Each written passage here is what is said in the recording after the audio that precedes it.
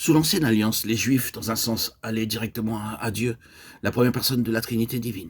Les sacrifices, sacerdoces et tous les instruments du culte n'étaient pour eux que des contingences qu'ils étaient loin de personnifier, c'est-à-dire dans lesquelles ils ne discernaient pas en type la personne médiatrice, comme nous aujourd'hui.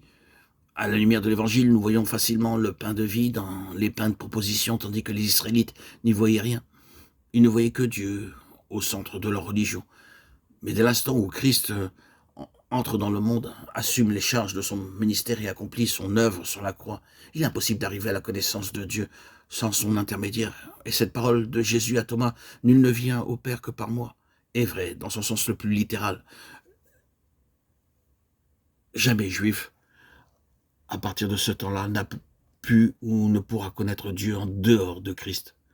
Quand le nom Adnout, Yahweh, disparut du temple juif, qui avait été si longtemps son sanctuaire, ce fut pour apparaître dans l'église chrétienne sous la forme de Jésus, Yeshua, Jésus le Sauveur, Yahweh. Mais ce n'est pas ce premier aspect de la présence de Christ ici-bas qui va faire l'objet de notre étude dans cet audio. Nous sommes davantage préoccupés de l'autre, bien que les deux soient inséparables. Christ vint sur la terre revêtir notre humanité afin de manifester ce qu'était la pensée de Dieu en ce qui concerne l'homme. En la personne de Christ, Dieu eut un homme qui répondit en tout point à ce qu'il avait désiré. Dans tout ce que nous disons ici de Christ comme homme, nous n'enlevons naturellement rien à sa divinité à laquelle nous croyons sans aucune réserve. Christ est Dieu. Si nous laissons ce côté-là de sa personne pour le moment, c'est que nous nous occupons dans cet audio de son humanité, strictement.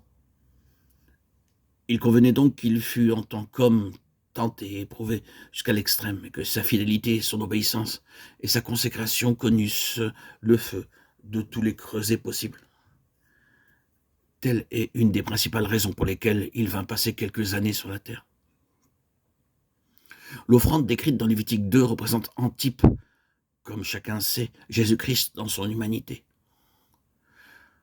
Cette offrande était préparée par le feu de 3 façons différentes. Au four, à la poêle, en casserole, et enfin sur le gris. Le four éveille l'idée de la souffrance secrète, c'est l'épreuve de celui qui passe par le feu sans que personne ne voie rien. La seconde méthode fait penser aux souffrances, qui ne se laissent voir que de quelques-uns, de ceux qui en ont assez d'intérêt pour pencher sur elles un regard de sympathie.